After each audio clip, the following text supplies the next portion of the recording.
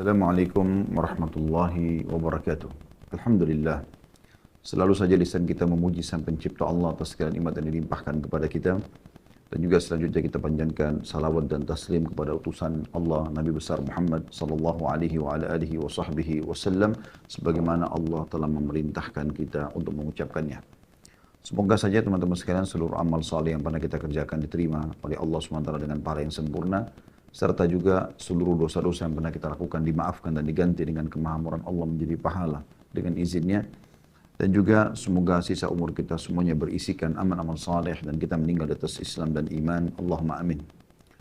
Tema kita pada siang ini teman-teman sekalian tentang masalah saudaraku inilah rahasia rezekimu. Dan ini tema yang cukup panjang ya, kalau ingin dibahas mungkin berhari-hari pun tidak akan selesai kalau kita membahas masalah rezeki. Tapi coba kami simpulkan di poin-poin penting, ini pun juga poin-poinnya sangat padat, tentang apa itu rezeki dan kiat-kiat apa agar bisa seseorang di antara kita selalu mendapatkan rezeki dari Sang Pencipta Allah Subhanahu wa Ta'ala. Yang pertama teman-teman sekalian, kita harus pahami rezeki itu bukan sebatas duit atau uang saja ataupun harta. Kita harus memahami lebih luas makna rezeki itu karena semua yang mencakup kebutuhan seseorang untuk melalui kehidupan di muka bumi ini, bahkan di akhirat sana, diistilahkan dengan rezeki. Anda diberikan kesehatan, sebuah rezeki. Anggota tubuh Anda juga bisa berfungsi, mata bisa melihat, telinga bisa mendengar, dan yang lainnya juga bisa berfungsi, ini juga rezeki. Anda masih diberikan umur, rezeki. Anda masih diberikan makanan, minuman, rezeki. Dan juga termasuk Anda mendapatkan harta benda, ya rezeki. Cuma kebanyakan orang, dia mengurung makna rezeki di materi saja. Sehingga pada saat dia sehat, namun mungkin secara ekonomi dia biasa saja atau miskin, dia menganggap dirinya tidak mendapatkan rezeki. Atau misal, dia hanya makan hari itu makanan yang menurut dia biasa saja. Dia berharap yang lebih baik, dan dia melupakan bahwa itu adalah bagian daripada rezekinya. Ya. Dan seterusnya, semua itu makna rezeki. Dan rezeki itu sangat luas. Sekali lagi saya katakan, di dunia kebutuhan kita, kalau terpenuhi namanya rezeki, dan juga di akhirat, maksudnya orang ke dalam surga, selamatnya dari neraka, ini juga adalah rezeki yang luar biasa. Jadi ini terkait satu sama yang lainnya. Baik, kita akan bahas teman-teman sekalian, rezeki secara global ini dalam beberapa ayat-ayat Al-Quran yang perlu Anda renungi tentunya, supaya Anda tidak perlu lagi mencari rezeki itu kepada selain Allah Subhanahu wa Ta'ala, terutama kita seorang Muslim. Ya. Kita coba buka surah Az-Zariyat, surah nomor 51, ayat 56 sampai 58. Surah Az-Zariyat, surah nomor 51, ayat 56 sampai 58. Saya akan bacakan. A'udzu billahi minasyaitonir rajim. Bismillahirrahmanirrahim. Wa ma khalaqtul jinna wal insa illa liya'budun. Ketahuilah kata Allah, aku tidak menciptakan jin dan manusia. Kita ada di muka bumi ini, terus turun-temurun. Dari bayi, kemudian anak-anak, kemudian remaja, kemudian menikah, kemudian tua, kemudian meninggal dunia. Itu kecuali semuanya hanya untuk beribadah kepadaku.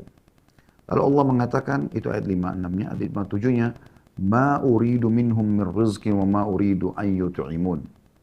Aku tidak menghendaki rezeki sedikit pun dari mereka, kata Allah. Dan aku tidak menghendaki supaya mereka memberiku makan. Jadi Allah Subhanahu wa Ta'ala sini menyebutkan, kalau mereka pun ibadah, sholat, puasa, dan mengerjakan semua ketaatan, Allah tidak butuh balasan apa-apa dari semua itu. Allah tidak butuh rezeki, artinya makna rezeki tadi yang sangat luas itu. Ya. Bukan hanya sekedar harta.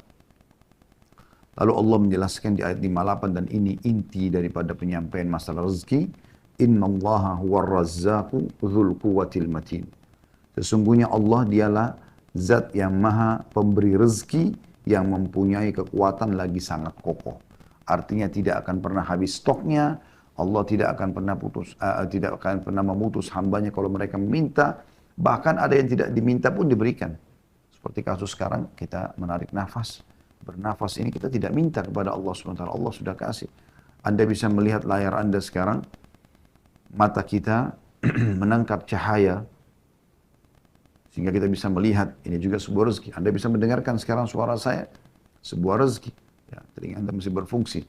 Mungkin tangan Anda masih memegang handphone dan coba membuka juga ayat-ayat Al-Quran yang kami sebutkan tadi, aplikasi Al-Quran juga sebuah rezeki. Berfungsinya jari-jari kita semua, ya. Hati kita tersentuh, pikiran kita mulai mencerna dan akhirnya berpikir, ini juga rezeki yang luar biasa. Ya. Dan Allah tidak akan pernah berhenti memberikan rezeki hamba-hambanya. Anda tahu ayat kursi. Ya. A'udzu billahi minasyaitonir rajim. Allahu la ilaha illa huwal hayyu al-qayyum. Ya, hayyul qayyum. Ini Al-Baqarah surah nomor 2 ayat 255. Ayat kursi yang masyhur Anda dianjurkan baca selepas sholat, Anda dianjurkan baca di zikir pagi petang, membaca pada saat merasa tidak tenang hati, pada saat mau tidur, kita membaca ayat kursi. Artinya Allah yang tidak ada Tuhan yang berhak disembah kecuali Dia, yang maha hidup dan terus-menerus mengurus makhluknya, memenuhi kebutuhan-kebutuhannya. Bukan cuma kita manusia, jin, bukan cuma jin juga, hewan-hewan, tumbuh-tumbuhan. Ya, dari segala sesuatunya diberikan rezekinya. Dari kita masih di kandungan ibu kita, di dalam kantong air, dan saya terus ya sampai hari ini teman-teman masih merenungi bagaimana bayi bisa hidup dalam sebuah kantong yang penuh dengan air dan dia bisa hidup. Terlebih lagi saat-saat menjelang mau melahirkan atau lahir, bagaimana kepalanya sudah di bawah ya. Kita bayangkan kalau kita berada di sebuah kolam, ya, berenang pun kalau kepala kita yang lebih dalam ke bawah dibandingkan kaki, itu jauh lebih ada tekanan air sebenarnya. Dan itu sulit sekali untuk bernafas, tapi Allah mudahkan. Dan Allah jamin rezekinya selama 9 bulan. Apapun yang diminum dan dikonsumsi oleh ibunya, dari vitamin, makanan, nutrisi umumnya, maka akan sampai kepada dia saripatinya dengan hikmah Allah Subhanahu wa taala. Oleh karena itu teman-teman sekalian, Allah menjamin semua itu. Dan kita harus menyadari masalah ini. Dan dalam masalah ini teman-teman sekalian ada sebuah ceramah yang pernah saya dengarkan ya dari salah satu dosen di Ummul Qura. Beliau bernama Dr. Muhammad dan beliau mengatakan ada seorang teman, dia bilang menghubungi saya, dia bilang gitu ya. Dia menceritakan orang ini butuh modal, butuh melunasi utangnya. Intinya dia sangat butuh sekali. Kemudian dia telepon Dr. Muhammad lalu dia mengatakan, saya butuh sekali rezeki. Ajarkan kepada saya doa, mungkin saya bisa baca. Kata Dr. Muhammad, lalu saya teringat tiba-tiba, terlintas pada saat lagi telepon, kita sekilas begitu saja tentang ayat ini. Az-Zariyat 56 sampai 58. Ya. Wa ma khalaqtul jinna wal insa illa liya'budun. Aku tidak ciptakan jin dan manusia kecuali untuk menyembah kepadaku. Ma uridu minhum rizqi wa ma uridu minhum an yut'imun. Aku tidak pernah, kata Allah, mengharapkan balasan rezeki dari mereka dan tidak berharap mereka berikan makan. Innallahu war-razzaqu dzul quwwatil matin. Allah adalah zat yang Razzaq, yang maha pemberi rezeki, tidak pernah habis stoknya. Selalu siap setiap saat memberikan siapapun yang memohon kepadanya. Bahkan yang tidak memohon pun diberikan. Ya. Dan mempunyai kekuatan dan sangat kokoh. Artinya tidak akan pernah ada yang bisa menolak apapun yang Allah berikan kepada hambanya. Tidak ada yang bisa menahan itu. Lalu orang itu, kata Syekh Muhammad, saya ajarkan kepada dia, coba baca dalam doamu, Ya Razzaq dzul quwwatil matin, wahai zat yang pemberi rezeki yang sangat mempunyai kekuatan dan sangat kokoh, berikanlah aku rezeki, urzukni.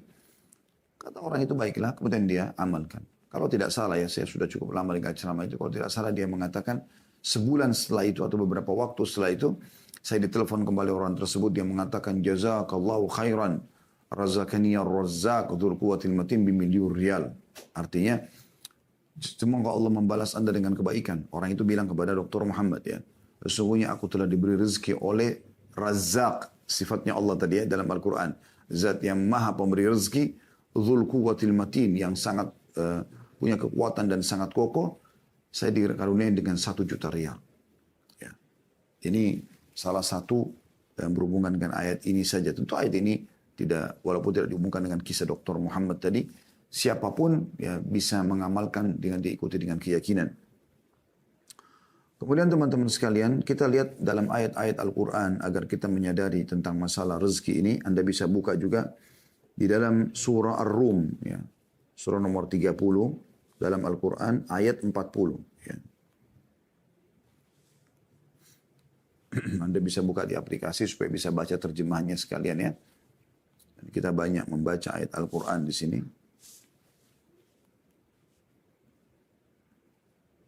Di ayat 40-nya Allah Subhanahu wa taala berfirman, A'udzu billahi minasyaitonir rajim. Allahul ladzi khalaqakum thumma razaqakum thumma yumitukum thumma yuhyikum. Hal min syurakaikum man yaf'alu min dzalikum min syai' subhanahu wa ta'ala amma yusyrikun. Artinya Allah lah satu-satunya. Tidak ada lagi yang lain. Jadi orang yang kembali kepada ayat ini, kembali kepada Tuhannya Allah, maka pasti diberikan rezeki. Kepada selain Allah, perhatikan Allah katakan, Allah lah yang menciptakan kamu. Tidak ada yang menciptakan kita dari tidak ada menjadi ada kecuali Allah. Kemudian memberimu rezeki. Nafas, cahaya bisa ditangkap oleh mata sehingga bisa memantulkan kembali dan melihat. Telinga yang bisa menangkap suara sehingga kita mengerti apa yang sedang ditujukan kepada kita dari ucapan orang di hadapan kita. Tangan bisa menjamah, kaki melangkah dan seterusnya. Kemudian mematikanmu. Kemudian menghidupkanmu kembali di hari kiamat di mahsyar nanti. Ya, kemudian kita akan menuju kepada kehidupan abadi. Adakah di antara yang kamu sekutukan dengan Allah itu? Pohon, keramat, jimat, batu, dan segala macam ini. Ya. Yang dapat berbuat sesuatu dari demikian itu, maha suci lah dia dan maha tinggi dari apa yang mereka persekutukan itu. Ya, di sini Allah Subhanahu wa taala memastikan dialah yang memberi rezeki, tidak ada yang lain. Jadi percuma minta kepada selain Allah itu tidak ada gunanya. Anda perhatikan juga surah Ghafir. Ya. Buka lagi surah Ghafir, surah nomor 40 ya. Atau tepatnya surah Mukmin ya, dua namanya ini ya, surah ini. Di ayat 64. Allah Subhanahu wa taala berfirman surah Ghafir surah nomor 40 ayat 64. A'udzu billahi minasyaitonir rajim. Allahul ladzi ja'ala lakumul arda qararan was samaa'a binaa'an wa sawwarakum fa ahsana suwarakum wa razaqakum minat thayyibat. Dzalikumullahu rabbukum fatabarakallahu rabbul alamin. Allah lah yang telah menjadikan bumi bagi kamu tempat menetap. Menghampar sekali. Dan ini tidak mungkin siapapun yang punya sekutu atau Tuhan selain Allah, coba sampaikan kepada dia. Apakah dia yang ciptakan bumi? Ajak ngomong, tanya. Datangkan buktinya. Tidak akan pernah bisa. Apalagi kalau benda-benda mati. Jimat, batu, pohon. Yang jelas-jelas dalam mata manusia tidak mungkin bisa ngomong gitu ya. Allah lah yang telah menjadikan bumi bagi kamu tempat menetap dan langit sebagai atap. Lebih besar lagi langit. Dan membentuk kamu dan membaguskan rupamu. Alis seperti ini, mata, hidung, bibir, lidah, gigi, tangan, dan segala macam keindahan dalam tubuh manusia dan kesempurnaan yang luar biasa gitu. Serta memberimu atau memberi kamu rezeki dari hal-hal yang baik-baik. Artinya Allah sudah membuat fitrah kita teman-teman sekalian suka dengan yang baik-baik. Misalnya bau wangi ya, penataan yang rapi ya. Itu kan fitrah kita suka ya. Allah berikan dari yang baik-baik dan semua yang thayyibat itu yang baik-baik Allah halalkan ya. Tapi tentu berhubungan dengan halal, nanti kita jelaskan masalah itu ya dalam beberapa poin kiat menambah rezeki itu. Yang demikian itu adalah Allah Tuhan kalian yang maha agung, Tuhan alam semesta. Jadi Allah terus memperkenalkan dirinya, tidak ada yang memberi rezeki kecuali dia. Jangan pernah minta, jangan pernah bergantung, jangan pernah memohon ya kecuali kepada Allah Subhanahu wa taala. Juga Anda bisa lihat dalam surah Qaf ya. Surah nomor 50 dalam Al-Qur'an.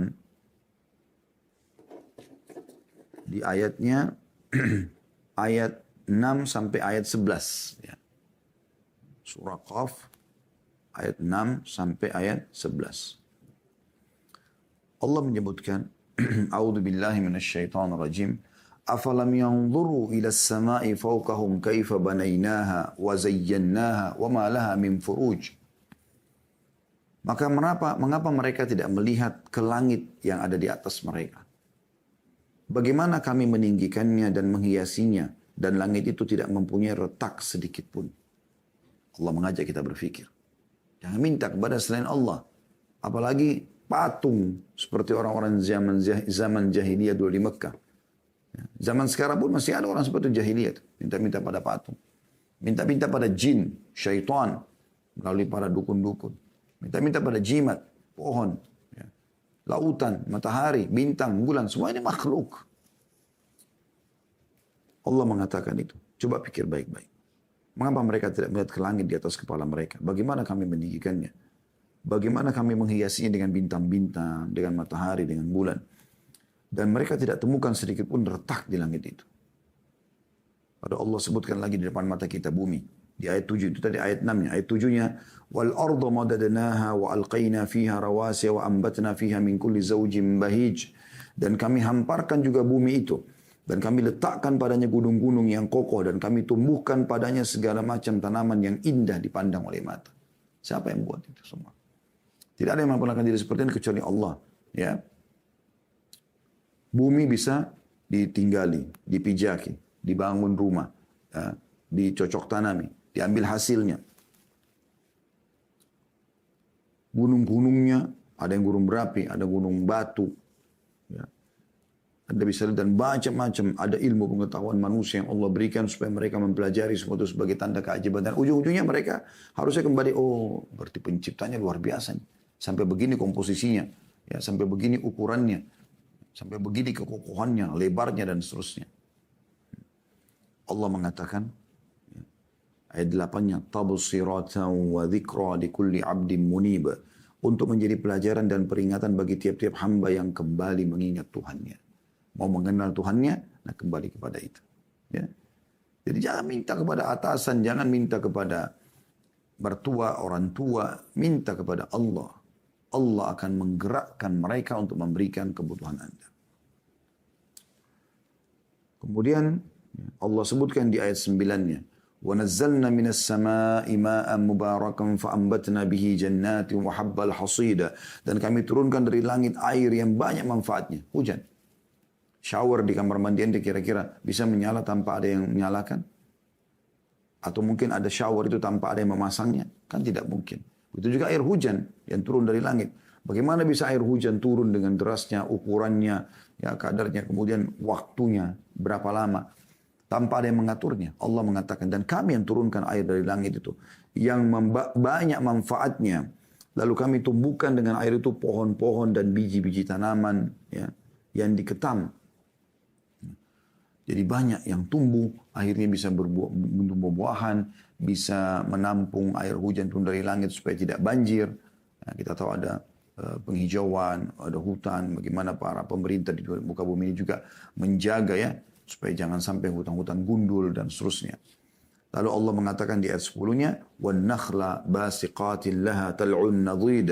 Dan pohon kurma, perhatikan baik-baik, yang tinggi-tinggi dan mempunyai mayang yang bersusun-susun. Satu tangkai itu banyak sekali, bisa sampai ratusan butir, ya, bahkan ribuan butir kurma. Ya, itu Allah jadikan sebagai tanda-tanda kebesarannya.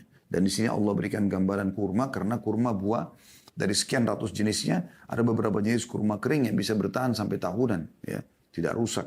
Tidak ada buah mungkin seperti ini. Ini manfaatnya sangat besar buat kesehatan. Lalu tentu kita tidak jabarkan ini karena ada bahasan sendiri masalah manfaat kurma. Anda bisa lihat di bahasan kami tentang Tibbun Nabawi atau penguatan Nabawi, insya Allah sudah ada di YouTube ya. Tapi inti bahasan ayat 11-nya, Allah mengatakan, semua itu rizqan lil ibad wa ahyayna bihi baldatan maitan kadzalikal khuruj. Semua itu rezeki bagi hamba-hamba kami, untuk kami berikan supaya untuk kebutuhan mereka. Dan kami hidupkan dengan air itu tanah yang mati atau kering, seperti itulah terjadi kebangkitan. Di sini kita bisa lihat bagaimana Allah Subhanahu wa taala menitik beratkan masalah itu. Nah, rezeki ini teman-teman sekalian, yang perlu digarisbawahi, rezeki ini bukan, ada rezeki yang datang kepada kita tanpa kita punya upaya. Seperti tadi saya sebutkan, oksigen yang kita hirup, yang ditangkap cahaya oleh mata kita, ya, suara yang ditangkap oleh kuping, ini kesehatan kita, bangun kita sudah sehat, bisa beraktivitas. Ini tanpa kita minta pun Allah sudah kasih, termasuk nyawa, ya, kehidupan kita di muka bumi ini sampai batas ajal yang sudah Allah tentukan. Ya. Jadi ada beberapa rezeki memang yang sampai kepada kita. Kita minta atau tidak minta ada dikasih oleh Allah Subhanahu wa taala. Ada rezeki teman-teman yang tidak sampai kecuali kita memang harus berusaha. Ya. Inilah pernyataan Imam Ahmad rahimahullah pada saat beliau menjelaskan tentang sebagian orang yang duduk manis. Kemudian dia mengatakan, saya duduk saja nanti rezeki saya akan datang. Yang dimaksud sini adalah masalah harta ya. Pendapatan harta, pekerjaan, mungkin kalau kita sekarang pendidikan, jodoh, ya pernikahan. Dengan dia duduk, dia nggak mau, sudah nanti rezeki saya akan datang sendiri. Ini yang beliau mengatakan, ini adalah kebodohan yang nyata. Dan Umar bin Khattab pernah memukul dan menghardik orang-orang, mengusir dari masjid pada saat ditanya, kalian ngapain di sini? Mereka bilang, kami sedang bertawakal kepada Allah. Ya, kami menunggu rezeki kami. Maka kata Umar, kalian mengatakan menunggu rezeki sementara kalian tahu bahwasanya Allah tidak mencatatkan langit menurunkan atau menghujankan emas dan perak, keluarlah dan cari rezeki di luar sana. Sufyan ats-Tsauri rahimahullah, seorang ulama tabi'in, juga pernah berkata seperti itu kepada orang-orang yang duduk di masjid. Lalu ditanya oleh Sufyan rahimahullah, habis sholat Jumat kalian ngapain di sini? Masjid haram duduk. Mereka mengatakan, kami al-mutawakkilun 'ala Allah, kami bertawakal kepada Allah. Udah, kami duduk aja begini, nanti ada rezeki datang ya sudah datang, kalau enggak ya enggak gitu. Maka kata Sufyan tadi, bukan begitu memahaminya. Kan harus keluar cari. Allah suruh kita mencari. Ya. Dalam surah Jum'ah kan Allah sebutkan begitu. فَإِذَا قُضِيَتِ الصَّلَاةُ فَانْتَشِرُوا فِي الْأَرْضِ وَابْتَغُوا مِنْ فَضْلِ اللَّهِ. Kalau selesai sholat Jumat, maka menyebarlah kalian di muka bumi, lalu cari rezeki itu. Suruh cari. Ya. Jadi kita kalau ada rezeki-rezeki seperti kita mau punya pendidikan, ijazah supaya kita punya kedudukan di masyarakat, kita bisa mengajar, kita bisa menggunakan ijazah itu untuk bekerja, kita harus sekolah kan. Kita harus sekolah, mendaftar dulu, ada upaya. Kemudian kita ikut kuliah atau kita ikut sekolah, kemudian kita lulus dengan nilai yang bagus, dan seterusnya yang berhubungan dengan masalah itu. Begitu juga Anda mau bekerja, tidak bisa Anda duduk di rumah lalu nanti pekerjaan datang sendiri. Tidak, Anda harus keluar. Begitu juga dengan jodoh, Anda menikah dulu saya, nanti jodoh saya datang sendiri. Nggak bisa, Anda harus ikhtiar. Ya. Mencari, menanyakan, lalu kemudian Anda selebihnya Anda serahkan kepada Allah Subhanahu wa taala, ya. Jadi rezeki itu kalau saya gambarkan ibarat, ini coba mudah memahami saja ya. Ibarat pohon, ada buahnya yang berjatuhan, ada buahnya yang bergelantungan. Kalau buah yang berjatuhan ini Anda tinggal pungut, selesai Anda dapatkan. Sekian tadi oksigen Anda tinggal hirup. Ya, mata tinggal, cahaya tinggal ditangkap oleh mata, telinga tinggal ditangkap oleh kuping, dan seterusnya lah. Ya. Ya, mungkin ini panjang sekali kalau kita rincikan. Intinya itu contoh-contohnya. Dan ada rezeki, ada buah yang Anda naik pakai tangga untuk mengambil buah itu. Ya. Jadi sudah kita kasih contoh-contohnya. Anda mau punya ijazah sekolah, Anda mau punya jabatan, Anda mau menikah, ya. Anda mau mengembangkan, mau lebih banyak lagi pendapatannya. Memang ini harus dengan upaya, ya. Seperti kita misalnya sudah S1, ngajar di kampus, ya.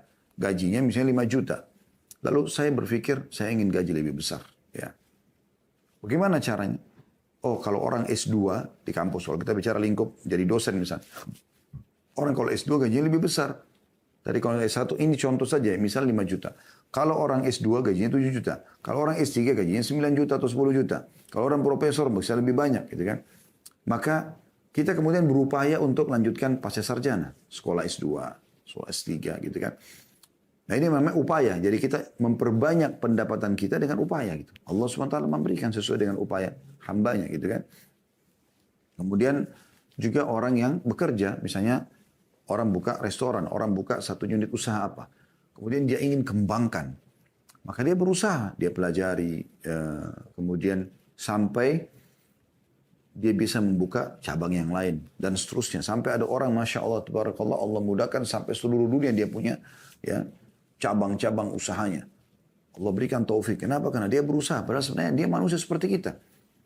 Punya 2 mata, punya 2 telinga. Dia punya waktu 24 jam. Dia tidak lebih daripada itu. Sama dengan kita. Tapi kenapa mereka bisa? Karena mereka berusaha. Ya, mereka berusaha. Dan ini yang dimaksud dengan makna ayat tadi. Ya. Kemudian juga teman-teman sekalian, kita akan masuk kepada poin yang mungkin kalau saya bisa bahasakan inti daripada bahasan kita, yaitu tentang masalah kiat-kiat mempertahankan dan memperbanyak rezeki. Insya Allah saya akan sebutkan tidak kurang dari 19 poin, tapi kita coba ringkaskan, ya, karena ini setiap poin pun cukup panjang bahasannya, tapi saya akan coba memberikan, mudah-mudahan teman-teman sudah bisa menyiapkan pena dan kertas yang untuk menulis, kalaupun menulis ya, insya Allah itu akan banyak manfaatnya. Kiat yang paling pertama, teman-teman sekalian, yang harus kita fahami adalah syukur. Syukur. Ya. Mensyukuri nikmat yang Allah berikan. Tidak akan pernah bertambah sebuah nikmat tanpa syukur. Ya. Dan ingat, tolok ukur melihat nikmat itu adalah dengan pandangan agama. Jangan pernah mengikuti hawa nafsu Anda. Ini penting sekali, ya.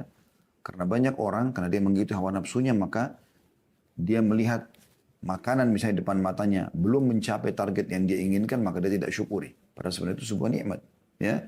Kita renungi dulu dalil-dalilnya, baru kita akan coba berikan beberapa contoh berhubungan dengan masalah ini. Misalnya yang pertama, teman-teman sekalian, Anda lihat surah Ibrahim, surah nomor 14 dalam Al-Quran. Ini ayat yang sangat masyhur, ya. Ayat 7-nya, surah Ibrahim, surah nomor 14 ayat 7. A'udzu billahi minasyaitonir rajim. Wa idz ta'adzana rabbukum la in syakartum la azidannakum wa la in kafartum inna 'adzabi lasyadid. Ingatlah, maksudnya pelajarilah, ya.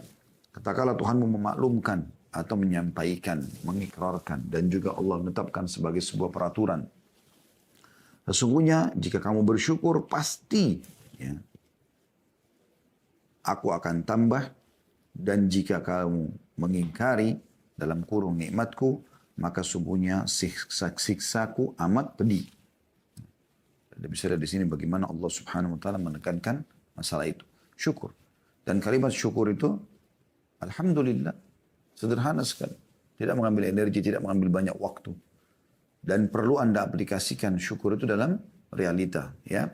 Seperti misalnya selain lisan kita bersyukur, hati kita meyakini, kita juga realitakan itu. Maksudnya, misalnya kita diberikan makanan, kita juga berbagi pada orang, ya. Kita coba berbagi itu sebagai tambah penyempurnaan terhadap syukur tersebut. Makin Anda berbagi dengan orang lain, maka makin terbuka pintu-pintu rezeki itu. Itu bentuk aplikasi syukur, ya. Karena banyak orang selalu cuma mau menerima, cuma mau ditraktir, ya. Cuma mau diberi, tapi tidak pernah mau memberi. Nah, ini berbeda, tidak memahami makna syukur yang sebenarnya. Juga Anda bisa lihat Allah SWT sebutkan dalam surah Al-Ankabut, surah nomor 29 ayat 17. Ya. Surah nomor 29 ayat 17. Silakan Anda buka. Allah berfirman, A'udzubillahi minasyaitonirrajim. Innama ta'buduna min dunillahi awthana wa takhluquna ifka. Innal ladhina ta'buduna min dunillahi innal ladhina ta'buduna min dunillahi la yamlikuna lakum rizqan fabtagu 'indallahi rizqa wa'budu washkuru lah ilaihi turja'un. Artinya sungguhnya apa yang kamu sembah selain Allah itu adalah berhala. Tidak ada manfaatnya.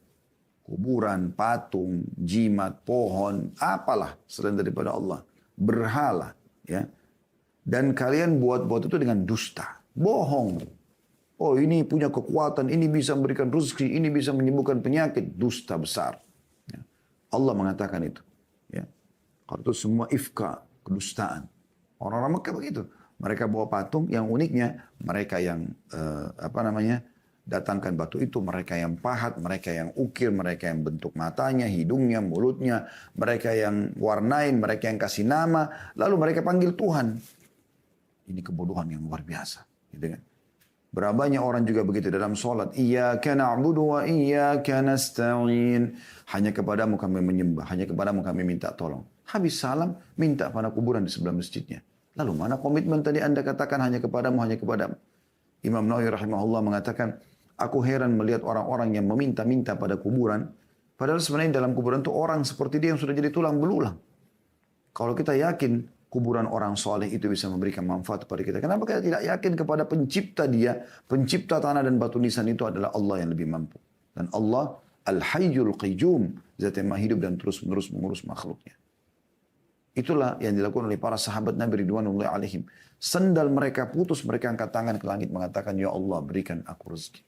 Minta kepada Allah. Apapun Allah menyuruh kita manja kepadanya. Minta. Makanan, minuman, apa saja. Dalam sebuah diskusi riwayat Bukhari kan begitu. Ya. Kata Allah SWT, wahai anak Adam. Ya. Kalian semua lapar kecuali yang kuberikan makanan. Mintalah makanan padaku. Kalian semua haus kecuali yang kuberikan minuman. Maka mintalah minuman kepadaku. Kalian semua tidak menggunakan pakaian. Kecuali aku berikan. Mintalah kepadaku. Allah SWT suruh minta kepadanya. Minta. Allah selalu suruh kita minta. Manja kepadanya. Kenapa gak mau? Ya. Tapi banyak orang menipu dirinya sendiri. Bahkan saya pernah ketemu dengan seorang ikhwah. Waktu awal-awal dia hijrah, dia memberikan kepada saya sebuah benda gitu. Benda ini seperti kaca gitu. Tiba-tiba dicelupin di air, lalu kemudian dia bilang, Ustaz coba minum airnya. Saya minum. Terus kemudian ditekan tangan saya dari belakang katanya. Saya coba praktekin. Habis itu dia bilang, lebih ringan kan Ustaz? Saya bilang, akhi, ini kebohongan. Pastikan antum ini membeli barang ini dari orang-orang yang tidak benar. Dari dukun dan seterusnya. Mereka menjual ini. Dia bilang, ya Ustaz, saya beli ini 5 juta. Ya, ini kebohongan. Dibohongi, menipu orang. Allah tidak pernah seperti itu.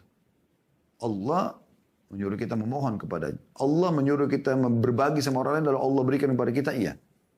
Itu iya. Tapi pergi ke dukun-dukun ini semua ifka, kedustaan, kebohongan ini.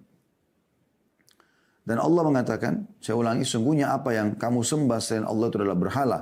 Dan kamu berbuat dusta dengan itu. Sesungguhnya yang kamu sembah selain Allah itu tidak mampu memberikan rezeki kepadamu. Tidak akan pernah mampu memberikan rezeki kepadamu. Maka mintalah rezeki itu dari sisi Allah saja. Dan sembahlah dia, tunduk dan patuh kepadanya. Dan bersyukurlah kepadanya. Ini saksi bahasan kita. Ya, hanya kepadanya lah kamu akan dikembalikan. Ini penting teman-teman sekalian. Ya. Kemudian juga bagaimana Allah sebutkan dalam surah Saba. Surah nomor 34 dalam Al-Quran. Tentang negeri Saba. Ya. Itu di ayat 15-nya. Di ayat 15. Allah subhanahu wa ta'ala berfirman. Laqad kana li saba'in fi maskanihim ayah. Jannatani an yamini wa shimal. Kulu min rizki rabbikum washkuru lah. Baldatun tayyibatun wa rabbun ghafur. Sesungguhnya pada kaum Saba, orang-orang yang tinggal di negeri Yaman di zaman dulu, ada tanda-tanda kekuasaan Tuhan di tempat kediaman mereka, yaitu 2 buah kebun di sebelah kanan dan sebelah kiri mereka. Lalu dikatakan kepada mereka, makanlah olehmu dari rezeki yang dianugerahkan Tuhanmu dan bersyukurlah kepadanya. Nikmati, syukur. Negerimu, kalau kau bersyukur kepada Allah, ya, akan menjadi negeri yang baik, makmur, subur, dan Tuhanmu juga maha pengampun. Artinya kalau ada kesalahan pun Allah masih maafkan. Ya. Ini poin penting untuk kita ketahui teman-teman sekalian. Jadi semua negeri yang selalu menyembah Allah, bersyukur kepada Allah, Allah akan limpahkan rezekinya. Semua negeri yang kufur, maksiat kepada Allah, Allah akan datangkan cobaan-cobaan yang akan menahan rezeki-rezeki mereka. Ya. Ini penting untuk digarisbawahi teman-teman sekalian. Bahkan subhanallah kadang-kadang ada hal-hal yang kita anggap bukan rezeki, sebenarnya rezeki dari Allah subhanahu wa ta'ala. Ini sering saya kasih contoh tapi saya ingatkan kembali ya. Seperti misalnya lapar, haus, capek, ya. Banyak orang menganggap ini siksaan. Karena kalau ditanya, apakah Allah mau lapar? Dia bilang tidak mau. Apakah mau haus? Dia bilang tidak. Capek enak nggak? Enggak enak. Ya. Padahal sebenarnya lapar itu teman-teman adalah rezeki dari Allah agar kita bisa merasakan nikmatnya makanan. Ya. Coba kalau Anda kenyang, Anda tidak tahu harus mau makan, Anda tidak tahu nikmatnya makanan itu. Anda cuma tahu, ya sudah, makan saja. Ya. Apa yang mau makan, mau manis, asam, pedas, oke kita pilih. Tapi kalau orang lapar teman-teman, dia tahu bagaimana nikmatnya makanan itu. Begitu juga dengan orang haus, dia tahu nikmatnya dahaga itu, dia tahu nikmatnya minum. Begitu juga dengan capek. Anda kalau dari pagi sampai malam tidur terus. Kemudian malam disuruh tidur lagi, mungkin Anda tidak bisa tidur. Tapi kalau dari pagi sampai malam Anda bekerja, Anda capek sekali. Dan malam Anda istirahat walaupun cuma 2-3 jam, nikmatnya luar biasa. Harusnya mulai sekarang, kalau kita lapar, haus, capek, jangan lagi mengatakan, aduh lapar, aduh haus, aduh capek. Alhamdulillah lapar. Alhamdulillah haus. Alhamdulillah capek. Karena semua itu jembatan untuk merasakan nikmatnya. Atau merasakan besarnya nikmat Allah subhanahu wa ta'ala. Ya. Ini termasuk ya yang perlu diperhatikan. Yaitu masalah kita bersyukur kepada Allah subhanahu wa ta'ala. Ya. Saya teman-teman sekalian, yang kedua yang harus kita perhatikan, ya, kiat untuk mempertahankan dan menambah rezeki yaitu bersedekah. Nah, ini sebenarnya bentuk aplikasi dari syukur itu, dari ucapan syukur ya. Tapi kita bersedekah, keluarkan harta. Biasakan bersedekah. Cintai sedekah ini sebagaimana juga Anda suka dan cinta kalau Anda diberi kepada orang. Jadi suka memberi sebagaimana juga kita suka diberi. Ya, seperti itu kurang lebih gambarannya. Dan ini poin yang mesti digarisbawahi karena ini penyebabnya. Penyebab rezeki itu. Perhatikan dalam surah Al-Baqarah. Surah nomor 2 ayat 254. Allah subhanahu wa ta'ala berfirman. A'udhu billahi minasyaitonir rajim. Ya ayuhalladzina amanu anfiku mimma razaqnakum min qabli an ya'ta yawmun la bay'un fihi wa la khullatun wa la syafa'ah wal kafiruna humudz zalimun. Hai orang beriman, berinfaklah apa yang telah kami jadikan rezeki kepada kalian. Ya. Sebelum datang hari tidak ada lagi transaksi, nggak ada lagi persahabatan, nggak ada lagi pertolongan. Dan orang-orang kafir adalah mereka yang menzalimi diri mereka sendiri. Ya. Apa yang engkau infakkan saudaraku muslim, maka itu menjadi penyebab datangnya rezeki. Ya. Anda bisa lihat juga dalam surah Ibrahim, surah nomor 14, ayat 31 sampai 34. Ayat 31 sampai 34. Ya. A'udzu billahi minasyaitonir rajim. Sekali lagi surah Ibrahim ayat 31 sampai 34. Qul li ibadiyalladzina amanu yuqimus salata wa yunfiqu mimma razaqnahum sirran wa alaniyatan min qabli an ya'tiya yawmun la bay'un fihi wa la khilal. Ini ayat 31-nya ya. Yang artinya katakanlah kepada hamba-hambaku hai Muhammad yang telah beriman, tentu orang tidak beriman tidak tersentuh, tapi orang beriman tersentuh. Hendaklah mereka mendirikan sholat, jaga sholatnya, menafkahkan sebagian rezeki atau harta ataupun rezeki yang kami berikan kepada mereka secara sembunyi-sembunyi ataupun terang-terangan sebelum datang hari kiamat. Pada hari itu tidak ada lagi jual beli dan tidak ada persahabatan. Ya. Lalu Allah menjelaskan yang memerintahkan kalian untuk menginfakkan itu supaya Allah gantikan juga ya itu Allah. Siapa dia? Allah perkenalkan dirinya di ayat 32-nya. Langsung lanjut setelahnya. Allahul ladzi khalaqas samawati wal arda wa anzala minas samai ma'an fa akhraja bihi minats thamarati rizqan lakum wa sakhkhara lakumul fulka litajriya fil bahri bi amri wa sakhkhara lakumul anhar. Allah lah yang memerintahkan kalian berinfak dan menjanjikan akan menggantikan itu. Allah lah yang telah menciptakan langit dan bumi dan menurunkan air hujan dari langit. Kemudian dia mengeluarkan dengan air hujan itu berbagai buah-buahan. Menjadikan rezeki yang dijadikan rezeki untuk kalian. Dan dia telah menundukkan bahtera bagi kalian. Supaya bahtera itu berlayar di lautan dengan kehendaknya. Dan dia telah menundukkan pula bagimu sungai-sungai. Bisa diambil airnya, bisa diambil ikannya, bisa diambil perhiasannya dan segala macam. Ayat 33-nya, وَسَخَّرَ لَكُمُ الشَّمْسَ وَالْقَمَرَ saya ulangi, وَسَخَّرَ لَكُمُ الشَّمْسَ وَالْقَمَرَ دَائِبَيْنِ وَسَخَّرَ لَكُمُ اللَّيْلَ وَالنَّهَارِ. Dan dia juga telah menundukkan pula bagi kalian matahari dan bulan. Matahari terbit pagi hari itu benar malam, maghrib. Bulan keluar malam gitu kan. Itu semua ditundukkan. Dan terus menerus beredar dalam orbitnya. Dan telah menundukkan bagimu juga malam dan siang. Malam istirahat, siang untuk beraktivitas. Ayat 34-nya. وَآتَاكُمْ مِنْ كُلِّ مَا سَأَلْتُمُوهُ وَإِنْ تَعُدُّوا نِعْمَةَ اللَّهِ لَا تُحْصُوهَا إِنَّ الْإِنسَانَ لَظَلُومٌ كَفَّارٌ. Dan dia telah memberikan kepadamu keperluanmu dan segala apa yang kamu mohonkan kepadanya. Dan jika kamu menghitung nikmat Allah, tidaklah dapat kamu menghitungnya. Nah, sesungguhnya manusia itu sangat zalim dan sangat mengingkari nikmat Allah. Mungkin ada pertanyaan muncul di sini di benak Anda. Ustaz, Allah bilang, ya, Allah telah memberikan semua yang kita minta. Wa atakum min kulli ma sa'altumuh. Tapi masih ada permintaan saya yang belum Allah kasih, Ustaz. Saya jawab begini. Yang Allah kasih kepada Anda jauh lebih banyak. Dan yang belum Allah kasih 1-2 masalah saja. Buktinya, bukan karena tiap hari lapar. Apa yang Anda katakan teman-teman sekalian? Lapar. Tiba-tiba otak kita berpikir mau ke restoran mana, mau makan apa.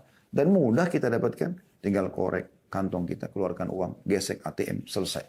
Kita bisa makan. Dan tiap hari itu, tiap hari. Anda sekarang umurnya berapa tahun? 30, 40, 50, 60 tahun? Hah? Tiap hari Anda makan. Kalau tidak, kalau Anda tidak makan, mungkin Anda sekarang sudah tidak hidup. Bukankah tiap hari kita haus? Kita cuma mengatakan haus. Tiba-tiba terpikir di benak kita, minum nih. Minum es teh manis kah, es jeruk, minum apalah, hangat, dingin. Ya, terserah kita. Kita tinggal minum. Dan tiap hari kita bisa gonta-ganti minuman, makanan, mau kopi, mau teh, dan segala macam. Ya. Bukankah tiap hari teman-teman sekalian, ya, kita selalu butuh nafas, kita selalu butuh pendengaran kita selalu butuh cahaya untuk mata kita selalu butuh berfungsi anggota tubuh kita sampai hidung kita bisa membedakan mana bau wangi, bau busuk seketika. Lidah kita bisa bedain mana asin, mana pedas, mana ya pahit dalam waktu seketika. Nah, semua masih bisa berfungsi dan ini luar biasa ini bagaimana Allah Subhanahu wa taala memberikan semuanya. Yang belum diberikan, mungkin Anda minta menikah sama seseorang, Allah belum kabulkan. Anda minta disembuhkan penyakit, ada penyakit, Allah belum kabulkan. Di situ ya, di poin itu. Mungkin Anda mau bekerja, minta pekerjaan, belum Allah berikan. Tapi ini hanya belum diberikan saja.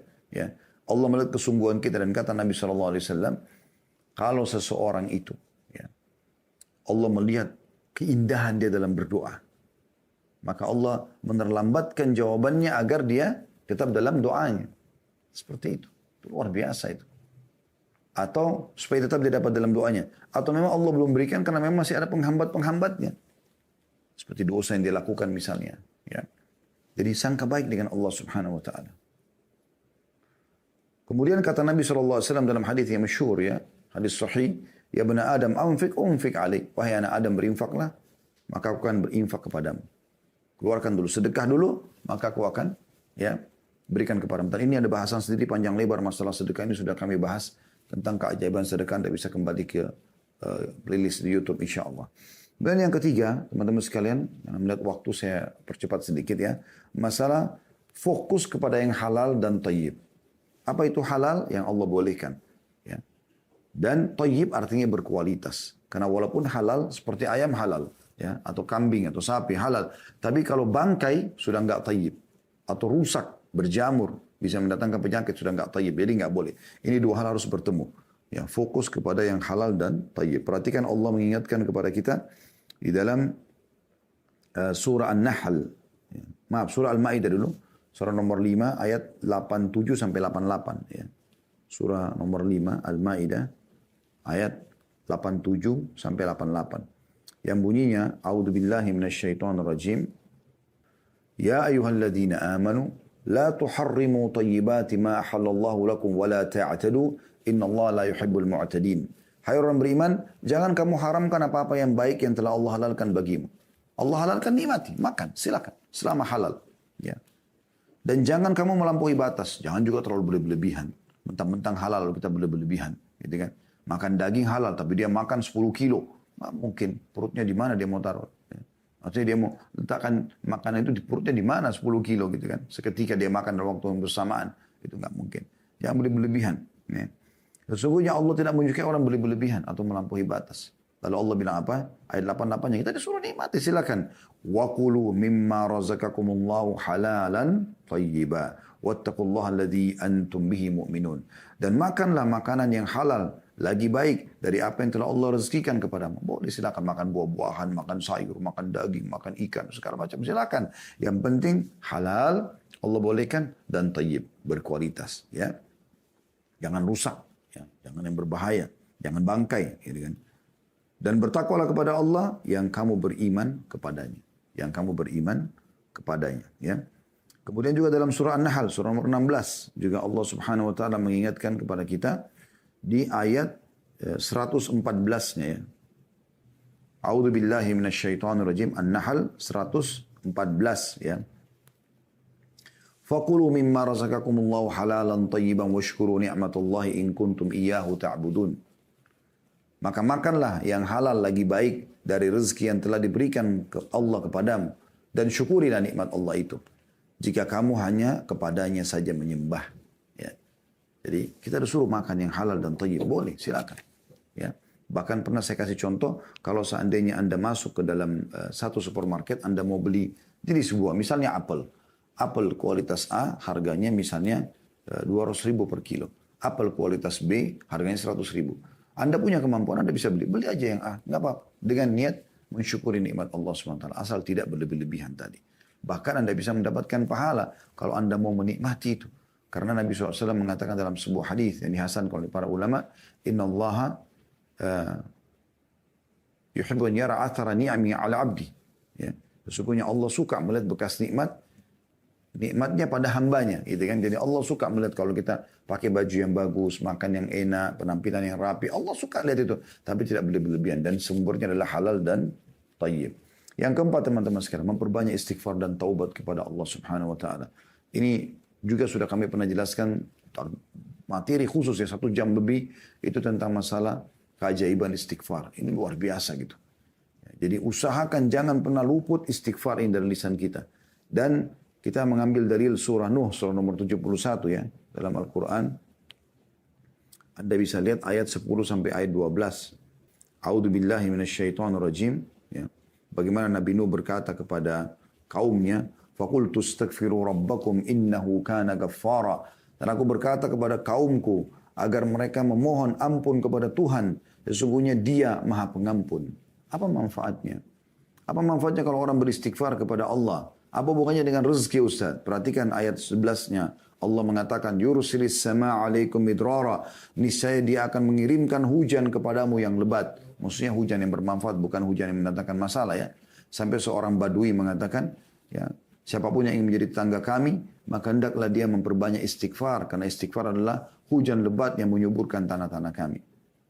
Kemudian ayat 12-nya, Allah mengatakan manfaat istighfar, wa yumditkum bi amwalin wa banina wa yaj'al lakum jannatin wa yaj'al lakum anhara. Dan akan memperbanyak dengan istighfar itu harta juga keturunan ya, atau anak-anak, dan mengadakan untukmu kebun-kebun, juga mengadakan pula di dalamnya untukmu sungai-sungai. Ya. Lalu Allah ingatkan, kalau kita tambahkan ayatnya, saya tambahkan 13 ya. Dan beberapa ayat setelahnya ini perhatikan baik-baik. Allah mengatakan, "Malakum la tarjuna lillahi waqara." Mengapa kamu tidak percayakan kebesaran Allah? Apa yang menghalangimu untuk minta hanya kepada Allah? Wa qad khalaqakum atwara, sementara Dia telah menciptakanmu dengan beberapa fase, tingkatan. Dari sperma ketemu sama sel telur, gumpalan darah, gumpalan daging, dan seterusnya sampai jadi manusia. Ya. Lalu Allah mengatakan di ayat 15-nya, "Alam tara kaifa khalaqallahu sab'a samawatin tibaqa." Tidakkah kalian lihat bagaimana Allah menciptakan 7 lapis langit bertingkat-tingkat? Kenapa masih ragu? Ayat 16-nya, "Wa ja'ala al-qamara fihinna nuran wa ja'ala asy-syamsa siraja wa ja'ala asy-syamsa siraja." Dan Allah menciptakan padanya bulan sebagai cahaya dan menjadikan matahari sebagai pelita. "Wallahu ambatakum minal ardi nabata." Dan Allah menumbuhkan kamu dari tanah dengan sebaik-baiknya. "Tsumma yu'idukum fiha wa yukhrijukum ikhraja." Dan kemudian Dia mengembalikan kamu ke dalam tanah, mati, dan mengeluarkan kamu daripadanya pada hari kiamat dengan sebenar-benarnya. "Wallahu ja'ala lakumul arda bisata." Dan Allah yang telah menjadikan untukmu bumi hamparan. "Wa litasluku fiha subulan fijaja." Agar kamu menjalani jalan-jalan luas di bumi itu. Ya. Jadi ini semua manfaat istighfar yang luar biasa. Dan ini bahasanya panjang ya, tapi perbanyak istighfar teman-teman sekalian. Ini sudah pernah kami jelaskan, masalah ini panjang lebar sekali. Bagaimana Hasan Basri rahimahullah didatangi oleh 3 orang. Yang satu sudah lama nggak punya anak. Ya. Kemudian sudah ikhtiar tapi belum punya anak. Yang satu punya penyakit belum sembuh-sembuh. Yang satu sudah lama bekerja tidak pernah kaya-kaya. Tiga-tiganya datang lalu minta petunjuk. Hasan Basri hanya mengatakan perbanyak istighfar. Perbanyak ya. Bukan cuma istighfar, perbanyak. Ya, perbanyak istighfar itu. Maka Hasan Basri, orang-orang itu pulang lalu Hasan Basri ditanya rahimahullah, "Kenapa Anda cuma mengatakan perbanyak istighfar? Mungkin yang satu tadi butuh tabib atau obat, yang satu mungkin butuh modal, ya. Karena yang satu 2 orang kan punya penyakit, satu tidak punya keturunan, yang satu sudah lama kena penyakit di perut tapi tidak sembuh gitu. Ini butuh tabib, butuh obat. Yang satu mungkin yang tadi mau menjadi orang kaya butuh modal atau butuh dipandu kepada satu program ya kerja gitu kan." Maka dia mengatakan, bukankah Allah berfirman, lalu dia membacakan surah Nuh ayat 10 sampai 12 tadi. Ya, dan Nuh berkata kepada kaum, "Istighfarlah kalian kepada Tuhan kalian, maka Dia akan menurunkan hujan yang lebat dari langit dan memperbanyak untuk kalian harta dan juga keturunan." Gitu kan. Sebagaimana sudah dijelaskan tadi. Kemudian yang kelima teman-teman, bertakwa kepada Allah SWT. Artinya patuh kepada Allah dalam setiap keadaan. Dan ini Anda bisa lihat dalam surah At-Talaq ya. Surah nomor 65 dalam Al-Quran. Ini banyak sekali manfaat orang bertakwa. Dan ini sudah kami jelaskan panjang lebar di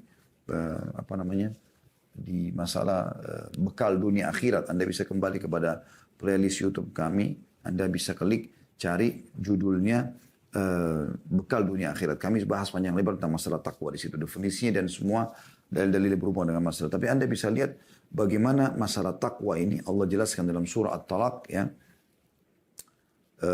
Di ayat 2-nya surah nomor 65, A'udzubillahi minasyaitonir ayat yang masyhur ya. Wa may yattaqillaha yaj'al lahu makhraja. Siapa yang bertakwa kepada Allah, Allah akan berikan kepadanya makhraja, jalan keluar dari semua permasalahannya.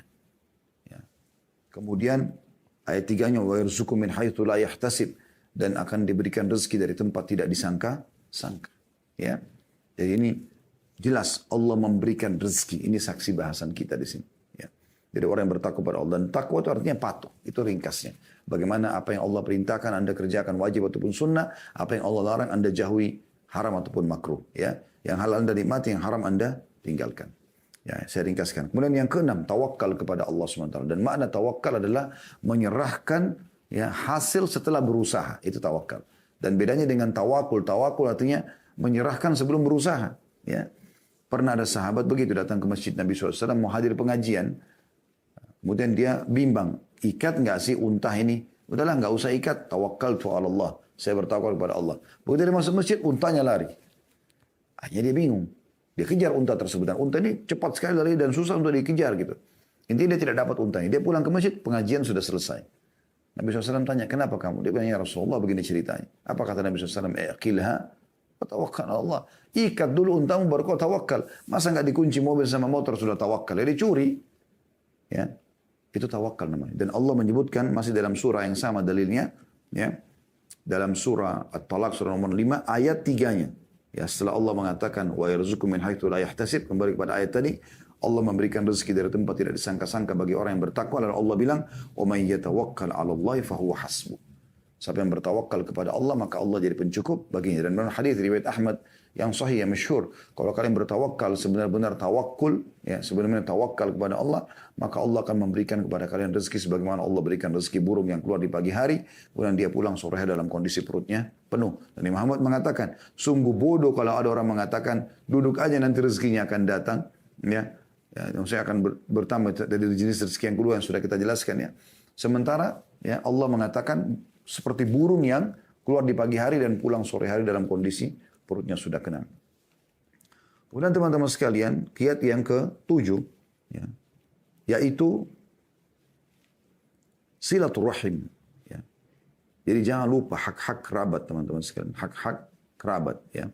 Dan cukup banyak dalil berhubungan dengan masalah ini ya. Ya, di antaranya kita langsung saja ke poinnya, yaitu hadis Nabi SAW. Hadis ini riwayat Bukhari dan Muslim ya. Man sarrahu an yubsata lahu fi rizqihi wa yunsa'u lahu fi athari falyassir rahimah. Barang siapa yang ingin dilapangkan rezekinya dan dipanjangkan umurnya, hendaklah dia menyambung silaturahim. Dilapangkan rezekinya. Ya, rahim ini orang-orang yang punya hubungan kekerabatan dengan kita. Makanya pernah ada sahabat dalam hadis Bukhari juga membawa sebuah kantong dirham. Dia mengatakan, ya Rasulullah, ini ada kantong dirham, saya ingin sedekah. Ada 2 orang target saya. Yang satu punya hubungan kerabat, yang satu tidak punya hubungan kerabat. Yang mana saya dahulukan? Kata Nabi SAW, kalau kau berikan kepada orang yang punya hubungan kerabat, dengan kau akan mendapatkan 2 pahala sekaligus. 2 pahala sekaligus. Yaitu pahala sedekah dan pahala silaturahimnya. Ya. Kemudian juga di dalam hadis yang lain, ya, hadis ini diriwayatkan oleh Bukhari dalam Adab Mufrad. Man ittaqa rabbahu wa wasala rahimahu nusi'a fi ajalihi wa thara ma lahu wa ahabbahu ahluhu. Artinya, siapa yang bertakwa kepada Allah, ini kayak menggabungkan poin tadi ya, poin nomor 5, takwa kepada Allah. Dan menyambung silaturahim, disambung dengan poin nomor 7 tadi ya, silaturahim kepada kerabatnya. Niscaya umurnya akan diperpanjang dan hartanya akan diperbanyak, serta keluarganya akan mencintainya. Jadi ini jelas sekali bagaimana Allah Subhanahu wa taala melapangkan rezeki dengan silaturahim. Jangan teman-teman, begitu Allah berikan Anda rezeki, justru Anda melupakan kerabat. Ada kerabat-kerabat yang miskin. Apalagi di sini puncak daripada silaturahim adalah masalah orang tua. Kedua orang tua. Ini penting. Ini panjang teman-teman, tapi saya ringkaskan. Kemudian yang ke-8, haji dan umroh. Haji dan umroh. Ya. Renungi hadis-hadis Nabi SAW ini. Ya. Di antaranya, kata Nabi SAW, ya, tabi'u bainal haji wal umrah, فإنهما ينفيان الفقر والذنوب كما ينفي الكير خبث الحديد والذهب والفضة وليس للحجة المبرور thawabun ilal jannah. Artinya selalulah ya ikut sertakan antara haji dan umrah. Setelah haji umrah lagi, umrah haji lagi. Begitu terus usahakan semampunya. Karena keduanya akan menghilangkan kemiskinan, berarti akan jadi kaya. Dan dosa-dosa, bersih dosa-dosanya. Sebagaimana pembakaran menghilangkan karat pada besi, emas dan perak. Sementara tidak ada balasan haji yang mabrur kecuali surga. Ya. Di dalam hadis yang lain, hadis riwayat Ibnu Majah, dan Syekh Albani menghasankan hadis ini, kata Nabi SAW, Al-Ghazi fi sabilillah, wal haji, wal mu'tamir, wafdullahi da'ahum fa'ajabu, wa sa'alu fa'atahum. Sesungguhnya, kata Nabi SAW, orang yang berperang jalan Allah, juga orang yang haji serta umroh adalah tamu-tamu Allah. Ya. Allah memanggil mereka, maka mereka pun memenuhi panggilannya. Oleh karena itu, jika mereka meminta, pasti Allah akan berikan kepada mereka. Allah berikan kepada mereka. Jadi mereka minta apapun diberikan. Oleh karena itu, salah satu kunci ya terpenuhi hajat-hajat kita, teman-teman sekalian, yaitu bagaimana kita melakukan haji dan umroh. Baik, teman-teman sekalian. Selanjutnya kita pindah poin nomor 9. Hijrah. Hijrah. Ya. Hijrah puncaknya adalah hijrah dari negara kafir yang kita tidak bisa ibadah ke negara Islam. Juga masuk dalam makna hijrah, sebagian ulama mengatakan, dan ini sudah kita jelaskan di bedah buku kita, hijrah dari kemaksiatan kepada ketaatan. Walaupun alhamdulillah sudah selesai kemarin bukunya kita bedah ya. Tapi yang jelas buku itu berisikan banyak bab-bab tentang masalah hijrah. Nah ini sebagian ulama mengatakan hijrah juga pindah dari keadaan kemaksiatan, ya keterpurukan keimanan kepada ketaatan kepada Allah SWT. Jadi hijrah. Dan masuk dalam umumnya firman Allah SWT dalam surah An-Nisa. Anda bisa buka surah nomor 4 ayat 100. A'udzu billahi minasyaitonir rajim. Wa man yuhajir fi sabilillah yajid fil ardi muragaman katsiran wa sa'a. Barang siapa yang berhijrah di jalan Allah, maka dia akan menemukan muragaman, ya.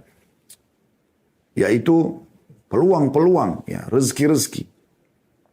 Katsira, banyak. Wasa'a, dan kelapangan. Ya. Allah SWT berikan kelapangan. Banyak pendapat ulama berhubungan dengan masalah ini. Tapi yang jelas ayat-ayat ini sudah berbicara dengan dirinya sendiri. Kalau dia akan menjadi penyebab rezeki. Ya. Kemudian yang ke-10 teman-teman. Doa. Doa. Sering berdoa kepada Allah SWT. Doa ini adalah sumber rezeki. Ya. Minta kepada Allah SWT. Sebelum keluar rumah. Berdoa. Ya. Zikir pagi petang. Baca doa. Ya. Antara azan iqamah, sepertiga malam, berdoa. Berdoa kepada Allah SWT. Doa banyak sekali manfaatnya. Kalau kita ingin bahas ini panjang. Dan saya sudah ada judul, teman-teman kita sudah bedah di YouTube. Judulnya di playlist, Anda bisa lihat dahsyatnya doa. Di situ luar biasa bagaimana doa punya pengaruh yang sangat luar biasa. Usahakan Anda selalu manja, bergantung. Dan doa itu ringkasnya curhat dengan Allah. Kenapa tidak mau? Kenapa tidak mau? Hadis yang dihasankan oleh Tirmidzi, kata Nabi SAW, man lam yadu Allah yaghdab alaih. Sampai tidak minta pada Allah, Allah malah murka padanya. Karena dia seakan-akan sombong. Harusnya dia minta kepada Allah SWT. Dan di antara doa yang masyhur yang kita selalu dianjurkan baca di pagi hari, ya. Allah marzuqni ilman nafi'a. Ya Allah berikanlah aku rezeki, berikanlah aku ilmu yang bermanfaat. Wa rizqan wasi', dan rezeki yang luas. Wa amalan mutaqabbal, dan amal yang diterima. Jadi kita berdoa kepada Allah SWT. Ingat, doa dimulai sebelum aktivitas. Makanya kita berdoa sebelum makan, sebelum tidur, sebelum keluar rumah, sebelum biologis, ya. Jadi berdoa dulu. Sebelum ke dokter kita berdoa dulu supaya Allah jadikan dokter itu penyebab kita sembuh. Jadi doa ini sangat penting, ya. Berdoa kepada Allah SWT. Biasakan berdoa. Jadikan doa itu sebagai satu rutinitas yang kita lakukan sehingga kita bergantung kepada Tuhan kita. Kemudian yang ke-11 teman-teman, nikah. Dan nikah ini termasuk pintu rezeki, ya, pintu rezeki. Anda bisa lihat firman Allah SWT dalam surah An-Nur, surah nomor 24 ayat 32. Ya. Allah SWT berfirman, A'udzubillahi minasyaitonirrajim, wa ankihul ayama minkum was-salihina min ibadikum wa imaikum in yakunu fuqara yughnihimullah min fadli wallahu wasi'un alim. Jelas sekali ayatnya. Dan nikahkanlah orang-orang yang sendirian di antara kamu. Jangan biarkan ada bujang, duda, gadis, janda. Menikah. Mudahkan pernikahan itu. Dan orang-orang yang layak menikah dari hamba-hamba sahayamu, dari laki-laki dan perempuan. Jika mereka miskin, maka dengan pernikahan itu Allah akan memampukan mereka. Dengan karunia-Nya. Dan Allah maha luas pemberiannya, lagi maha mengetahui. Dan sabda Nabi SAW jelas sekali. Gitu kan. Dalam Ibn Mas'ud, Abdullah bin Mas'ud, bukan hadis ya, tapi perkataan sahabat mauquf, kata Abdullah bin Mas'ud radhiyallahu anhu, iltamisul ghina fin nikah. Carilah kekayaan pada pernikahan. Itu kata beliau, jelasnya, gitu kan. Dan ini diriwayatkan oleh Ibnu Jarir dan juga ya dinukil oleh Ibnu Katsir dalam tafsir beliau. Begitu juga hadis Nabi SAW yang masyhur, ya. Yaitu kata Nabi SAW, "Thalathatun kulluhum haqqun 'ala Allah azza wa jal aunuhu." Ada 3 golongan yang pasti Allah akan memenuhi kebutuhan mereka. Al-mujahidu fi sabilillah, orang yang jihad di jalan Allah, wan nakihu alladhi yuridul afaf, dan orang yang menikah karena takut ya, terjerumus dalam dosa, maksudnya dia menyelamatkan dirinya. Wal mukatibul ladzi yuridul ada, dan orang budak yang mau bebaskan diri sehingga ditebus dirinya pada majikannya. Tapi di sini saksi bahasan kita adalah seseorang yang menikah. Ya. Kemudian teman-teman sekalian yang ke-12, menuntut ilmu, belajar. Ya. Ini juga termasuk pintu rezeki tersendiri. Ya. Cukup banyak dalil berhubungan dengan masalah ini teman-teman sekalian. Tapi ada riwayat yang menarik, yaitu riwayat Anas bin Malik radhiyallahu anhu. Beliau mengatakan, "Kana akhawani ala ahdi Nabi sallallahu alaihi wasallam." Ada 2 orang dulu bersaudara di zaman Nabi sallallahu alaihi wasallam. Fa kana ahaduhuma ya'ti Nabi sallallahu alaihi wasallam wal akharu yahtarifu fashkan.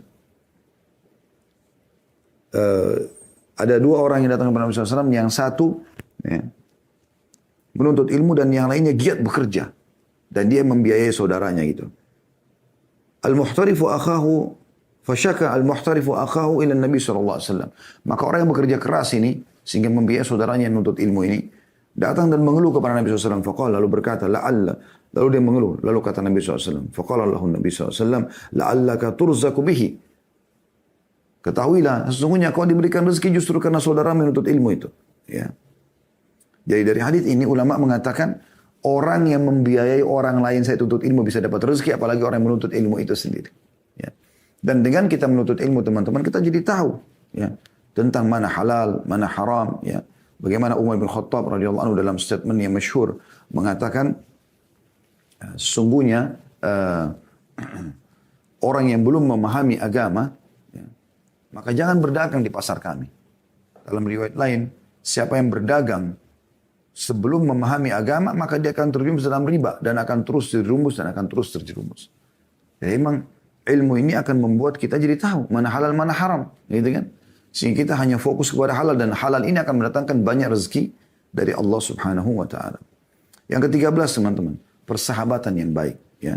Persahabatan yang baik. Dan ini sudah masyhur sekali, ya. Hadis Nabi SAW, "Mathalul jalisis salih wal jalisus su." Perumpamaan komunitas yang baik, sehat, yang saleh, yang halal, ya, sibuk dengan yang halal, dan komunitas yang buruk, kemaksiatan, kamathali sahibil misk wa kirul haddad. Artinya perumpamannya seperti majelis yang komunitas yang baik ini, yang sehat, yang berprestasi, ya, yang sibuk dengan yang halal. Ini seperti penjual minyak wangi. Dan komunitas yang pengangguran, yang malas, ya, ini seperti peniup api, ya, atau pembakar, ya, pandai besi yang suka membakar, memanaskan besi, ya. Kata Nabi SAW, kalau orang yang memberikan, saya langsung terjemahkan saja, kalau orang yang memberikan, orang yang minyak wangi ini, maka bisa saja kau membeli darinya, atau kau akan mendapatkan bau yang wangi darinya. Jadi salah satunya, kau akan membeli darinya, atau kau akan minimal mendapatkan bau wangi. Dan perumpamaan pandai besi bisa membakar baju badanmu atau bajumu, atau paling tidak kau akan mendapatkan bau yang busuk dari dia. Jadi kalau teman-teman berteman sama orang yang berprestasi, itu akan besar sekali pengaruhnya. Orang yang cerdas dan juara di sekolah, di kampus, Anda akan mirip sama dia. Orang yang berprestasi dalam bisnisnya, punya perusahaan, Anda juga akan seperti dengan dia. Orang yang hafal Quran, orang yang macam-macam, ya, kebaikan-kebaikan, Anda akan mirip dengan dia. Tapi kalau Anda bergaul dengan pengangguran, pemalas, Anda akan sama juga dengan dia. Perhatikan sabda Nabi SAW, "Al-mar'u ala dini khalili, falyanzur ahadukum ila man yukhalil." Seseorang akan sesuai dengan kebiasaan teman karibnya. Ya kan gitu. Oleh karena itu perhatikanlah baik-baik siapa yang jadikan sebagai teman karib. Hadis sahih diriwayatkan Abu Daud dan juga Tirmidzi. Ya, jadi harus hati-hati. Ini penting, komunitas yang sehat. Jadi kalau mau prestasi, cari teman-teman yang berprestasi. Pasti akan seperti itu. Dan kami sudah praktekin itu teman-teman sekalian. Di kampus dulu saya cari teman-teman yang prestasi, saya teman sama mereka. Nilai saya berdekat dengan mereka. Ya. Kalau berteman sama orang yang malas, tidak mau belajar, dan segala, akan sama dengan mereka. Begitu juga dengan pada saat kita tarik kepada hal-hal yang lainnya. Kemudian selanjutnya yang 14. keterampilan, punya keterampilan. Dan juga teman-teman sekalian inovatif. Inovatif. Dan ini penting ya. Ini penting sekali. Jadi dalam sebuah hadis yang dihasankan oleh para ulama kata Nabi SAW, Inna Allah yuhibbu min amalin, Inna Allah yuhibbu min abdin idza amila amalan an yutqinahu. Atau kama qala Nabi SAW. Artinya, sesungguhnya Allah sangat suka dari seorang hamba kalau dia mengerjakan satu perbuatan maka dia menguasainya. Menguasainya. Ini penting, ya. Dan ini teman-teman sekalian harus kita kuasai keterampilan. Dan kata Umar bin Khattab, kuasailah keterampilan-keterampilan. Karena biasanya seseorang di antara kalian membutuhkannya satu waktu. Gitu kan? Dan Umar bin Khattab pernah melihat ada orang tampan, bersih. Kata dia, aku melihat seseorang tampan dan bersih. Pada saat aku tanya, apa pekerjaan yang dikatakan pengangguran, maka jatuh di mataku. Ya. Ya, sudah pernah kita jelaskan juga di tema, kalau Anda mau dengarkan, bisa lihat di playlist YouTube. Katakan ya untuk sukses. Ya. Jadi bagaimana kita dianjurkan. Dan kita di sini teman-teman usahakan selalu punya tatwir, ya, inovatif. Kita berkreasi, kembangkan teman-teman selama itu boleh. Dan Allah SWT akan berkahi selama kita sudah berusaha. Ya. Ini juga poin tentunya. Kemudian poin yang ke-15 teman-teman sekalian, jauhi sifat mengemis. Ya. Berkeluksah. Ini penting. Ya. Dan kita harus bekerja teman-teman sekalian. Ya. Tidak boleh membiasakan ya, minta-minta. Dalam sebuah riwayat Imam Ahmad, kata Nabi SAW, Man sa'ala min ghairi fakrin, faka'annama ya'kulul jamr. Siapa yang mengemis, minta-minta pada dirinya, padahal dia tidak fakir, maka seakan-akan dia memakan bara api. Ya. Juga dalam hadis yang lain, diriwayatkan oleh An-Nasai, Tirmidzi, Ahmad. Ya. Dan kata Syekh Albani, hadis ini hadis sahih.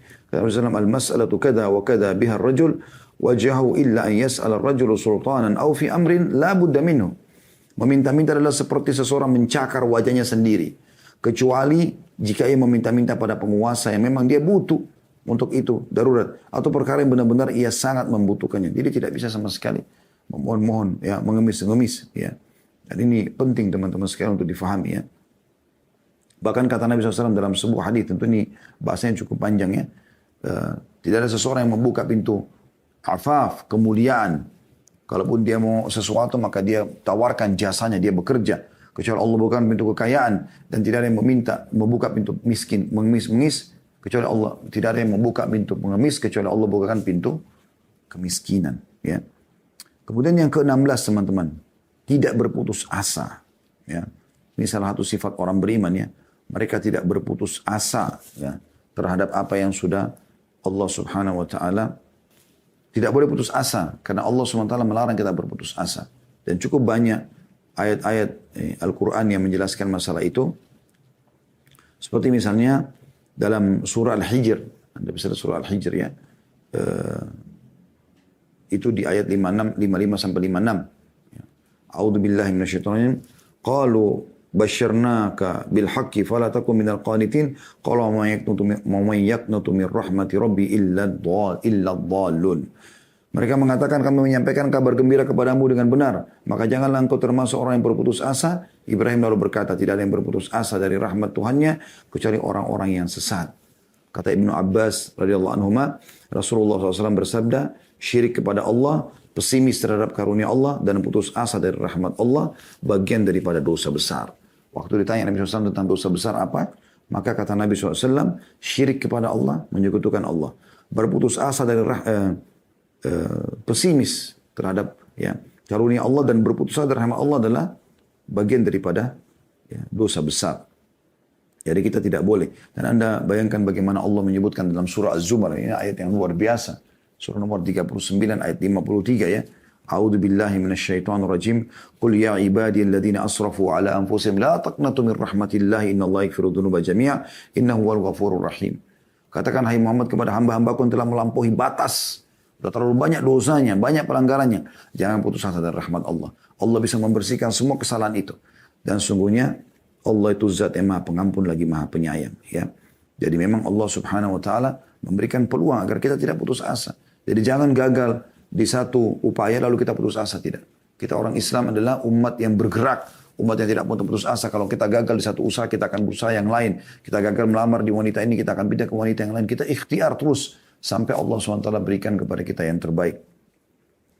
Kemudian yang ke-17 ya, menjauhi semua yang haram, dosa-dosa. Usahakan jauhi semaksimal mungkin ya. Terutama masalah pendapatan ya, pergaulan, maksimalkan, jauhi. Karena dosa-dosa ini bisa jadi penghambat rezeki. Perhatikan hadits Ibnu Majah, kata Nabi SAW, wa innar rajula la yuhramu rizqa bidzambi yusibu. Sesungguhnya seseorang biasanya terharamkan dari rezeki justru karena dosa yang dia lakukan. Ini umumnya, ini bahasan panjang dan ada bahasan kami dulu tentang bahayanya harta haram ya. Ini sudah pernah kita bahas, insya Allah Anda bisa kembali ke tema itu. Tapi yang jelas tidak boleh ada yang haram, Anda hindari. Jangan usahakan, jangan justru seperti sebagian orang begitu jadi kaya raya justru berzina sana sini, justru mabuk-mabukan, justru narkotika. Ini ngawur ini. Harusnya harta itu digunakan untuk bersyukur kepada Allah Subhanahu wa taala dan menjauhi yang haram. Kemudian yang ke-18, menjauhi sifat malas ya. Menjauhi sifat malas. Ini juga termasuk Nabi SAW berlindung ya. Wa'udzubika minal kasal. Ya Allah, jauhkan kami dari sifat malas. Tidak boleh malas teman-teman sekalian. Harus selalu rajin. Kapan ada sifat malas, baca a'udzubillahi minasyaitonir rajim. Ya. Harus kita terus semangat. Ya. Dan ini berhubungan dengan bahasa-bahasa sebelumnya ya. Tapi cukup tadi sabda Nabi SAW bahwasanya beliau berlindung wa'udzubika minal kasal, dan jauhkan kami dari sifat malas. Dan yang terakhir teman-teman sekalian, jauhi sifat pelit. Ya, walaupun ini ada hubungannya dengan tadi ya, korelasinya dengan masalah bersedekah di poin-poin yang sebelumnya ya. Tadi di poin yang kedua ya. Tapi tetap aja kita khususkan. Karena ada orang, dia kaya raya. Dan dia anggap dirinya sudah bersedekah. Padahal sebenarnya dia pelit. Saya pribadi melihat ini ya, subhanallah. Harusnya makin banyak rezeki Allah berikan, harta yang melimpah pada Anda misalnya. Maka harusnya makin banyak Anda bersedekah. Harusnya gitu kan. Tapi banyak orang tidak seperti itu teman-teman sekalian. Saya temukan ada orang dulu kaya raya. Saya naik satu mobil, Masya Allah mobilnya sangat mewah teman-teman sekalian. Mewahnya luar biasa gitu. Luar biasa gitu. Kemudian saya lihat di sampingnya ada uang yang dia taruh, seribu baru. Uang 1.000 baru. Tapi ini dia bersedekah sebenarnya. Cuman dia pikir dia sudah sedekah. Lalu dia bilang sama saya, ini orang-orang miskin kesian nih. Pinggir-pinggir jalan dikasih 1.000 rupiah sama dia. Oke, dianggap dirinya sudah bersedekah. Kalau saya melihat nilai harta yang dimiliki orang tersebut dengan sedekah 1.000 rupiah kayaknya belum berimbang gitu ya. Nah, ini saya tidak katakan dia bakhil, tapi poinnya masih kurang pas. Ya, orang kalau mau dapatkan ikan paus harus pakai kapal tanker teman-teman sekalian. Kita lihat Talha bin Ubaidillah radhiyallahu anhu tidak bisa tidur malam hari karena hartanya melimpah datang. Lalu istrinya bilang, kenapa? Ada apa? Apakah ada kesalahan yang saya lakukan? Kata dia, tidak. Kau sebaik-baik istri, dia bilang. Lalu kata Talha, saya terganggu dengan harta saya ini. Kata istrinya, kenapa kau pikirkan? Sedekahkan aja. Lalu disedekahkan. Semuanya 400.000 dirham, miliaran pada satu dikeluarkan sekaligus. Begitu mereka luar biasa. Dan saya melihat subhanallah teman-teman kita yang Allah berikan rezeki ini. Kalau mereka membuka dirinya di pintu sedekah ini. Menjauhkan sifatnya dari sifat bakhil. Dia betul-betul lepaskan diri dari itu. Dia berbagi aja terus. Tidak pernah menolak siapapun yang minta. Maka kembali kepada firman Allah SWT. A'udzubillahi minasyaitonir rajim. Wa may yuqa syuhha nafsihi fa ulaika humul muflihun. Dan siapa yang berhasil terlepas daripada sifat bakhilnya. Ya, dibersihkan dari dirinya. Dia bersihkan dari dirinya. Maka mereka adalah orang-orang yang beruntung. Jadi keuntungan sebenarnya ada di situ teman-teman sekalian. Allahu a'lam.